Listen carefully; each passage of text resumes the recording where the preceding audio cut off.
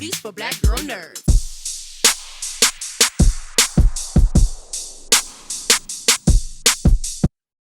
There you go.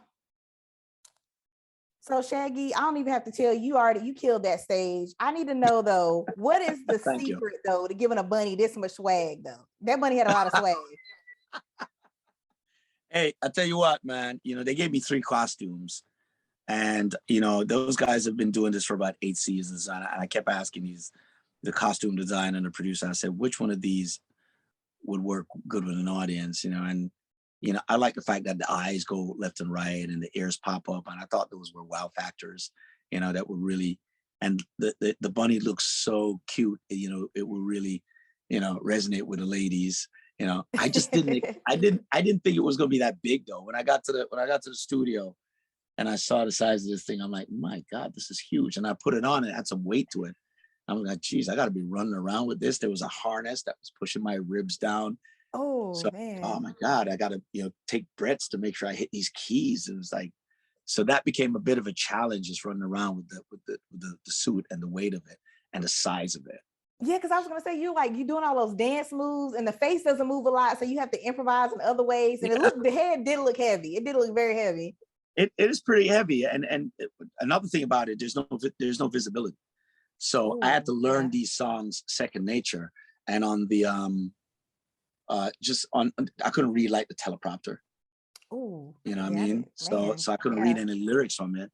So I had to just be like, and then I couldn't, for camera blocking, I couldn't see the cameras. So I had to do it by choreography, by knowing my steps and where to be and how to turn to the panel and stuff like that. And then you're singing at the same time and memorizing lyrics at the same time, making sure you're in cue and disguising your voice. It's a lot. Yeah, and then you got and not even to mention the other characters around you that got the big costumes and stuff, and you guys trying to make sure you don't bump into each other. It was hilarious when there was like a cuddly showdown and you guys had to back up towards. I was like, are they kidding me right now? They know good well they can't see on either side of them, and you guys had to slowly back up. Can't see them. Yeah, it was, but it was fun. Apart from running around, I think the waiting around and while they fix lights and stuff like that was probably the hardest part. You got to be sitting in the suit waiting to set all of that. Big up to the team that was handling me. Took this costume on and off and make sure they turned these fans on to make sure I didn't dehydrate inside of that thing. They were really great. Cracked a lot of jokes, keep me entertained. But that was really, really fun. I think it's a really great show. It's a very entertaining. What's certainly one of the more popular shows out there. And it wasn't hard because most of the people on there are friends of mine. I'm friends with Nick. Nicole and I have made records together. I was just on Kim's show. I know Robin for years. Nick has been to my house in Jamaica. So it's, it was family. Felt like family. I gotta ask you though about the clues though, which is it makes it so cool too when you guys do know each other, because you can tell it's a lot of playing on, whether it's like you guys are inputting on the clues or it's the producers putting a little bit in on the clues. When you had the basketball that was lit on fire, I know it was Hot Shots, your album, but she said LeBron James when you were on. I thought that was hilarious. When we find out who it really is, I thought that was hilarious that she picked the basketball player. Do you actually play basketball, or was it just all about into the album? Not at all. I thought it was, it's some of the things there when you kind of put just from the song choices, they should have got it because, Jump on the Line, Harry Belafonte, Jamaican, Caribbean song. Then I had Now That We Found Love, Heavy D, Jamaican, blah. Then you had All Night Long, Lionel Richie, Caribbean type song. And then you had Culture Club, Do You Really Want to Hurt Me, a reggae song. So right. based on all of that, I put 2 and 2 together, but man, I guess I was doing a good job. I'm telling you, that bunny had everybody fooled. Like it was just so cute, and you just couldn't see past it. We were hearing like the Caribbean music and everything, but it's just like the bunny had everybody mesmerized. I'm gonna tell you that they're gonna miss out on that one going into this finale. But I don't know what Team Good is doing. I'm trying to figure out if they're running between locker rooms and stuff when you guys are trying out, because they just took over the finale, which is insane to me. But going back to like the Caribbean flavor you mentioned, one thing I think is so cool about watching you is like every little performance is going to have that flavor, that Caribbean culture. How important is that for you to kind of mix that in? And it's not in a way where it's like, okay, it's Shaggy, we know he's going to do it. It's so new, it's so fresh. You're going to dance a little bit. How important is that to you? It is very important, and and even at the risk of being revealed by picking those type of songs, I had to use the platform to showcase my culture. because it's that important. My culture is what has got me every success in my life and has made me and set me apart, and it's part of my identity. So I had to literally just, use the platform to showcase it. And so that was great. That was also part of the appeal of doing it. Mm-hmm. And another reason I thought they should have guessed you, because I was kind of mad I didn't get you at first too, because this is not your first time in costume. I love seeing you in The Little Mermaid as Sebastian. I thought that was so dope. I was like, how do you get Shaggy? Like, how do you pull him out of the studio? And you're like, look, I need you to be live on the stage, like live theater production. It's amazing. Yeah, like, would you ever do it again? Yes, I would. But it was my first time doing anything like that. And I was like, wow, the first time I'm doing it, and I'm doing it at Disney, and it's live. And I only have 4 days to learn this. So I had to learn the choreography. I had to learn these songs, which is Under the Sea is a pretty wordy song. You got to learn it is. You got on key and try and figure it out. And it was really, really, really, really tough to get all of that done. And then, funny enough, they used that particular show to launch Disney Plus. So there was a lot riding on it. Yeah, I forgot about that. Yeah, absolutely. Yeah, so there's a lot of pressure on it. But nevertheless, we came out really. It was great. We nailed it. We're the highest rated that night. We did the soundtrack that came in and debuted at #1, so we did well. But a lot of pressure. But I get excited about stepping outside the box on things like this.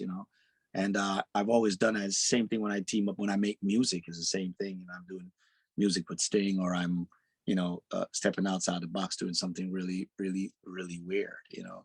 I like that.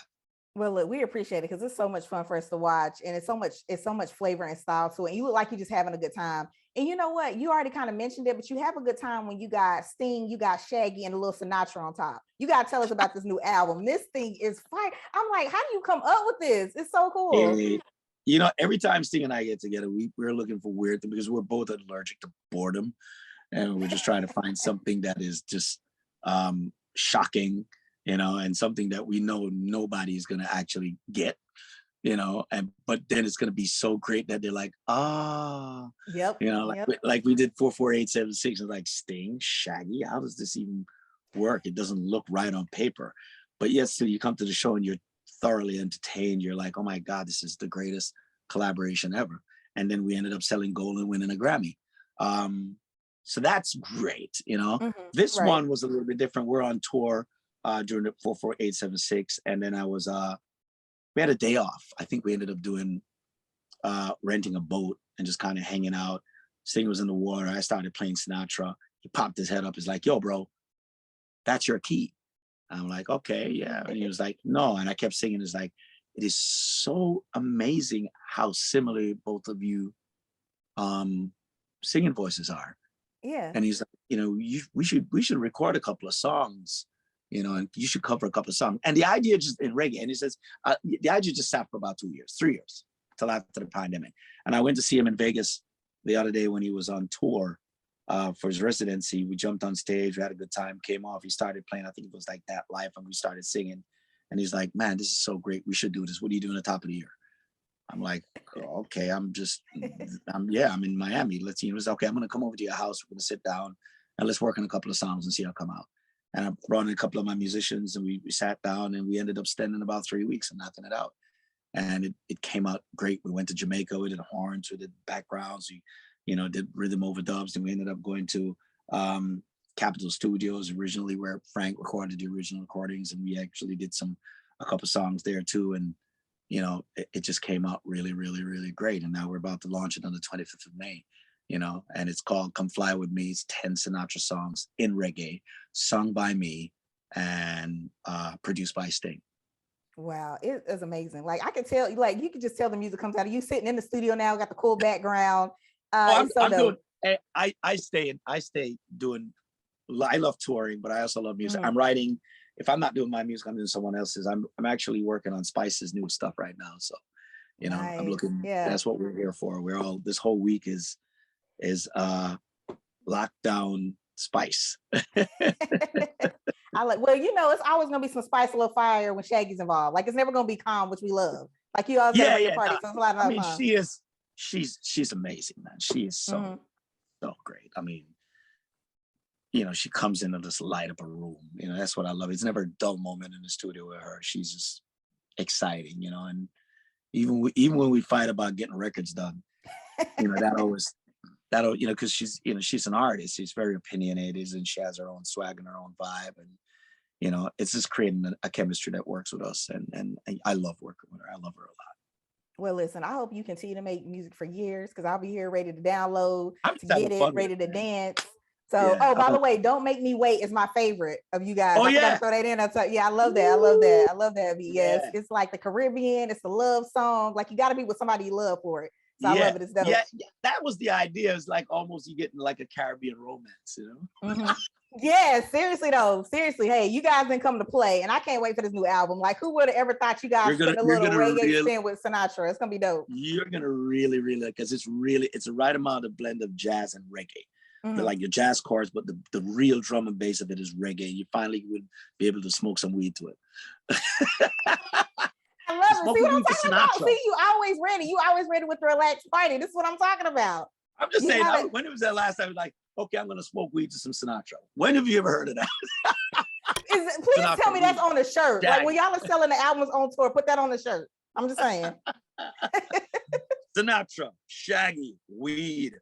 Yeah, see, listen. I'm telling you, look, it's already there. It's already in the tour. Shaggy, you are the best. I love the energy. Thank you so much for talking with me. Thanks for having me. Thank you.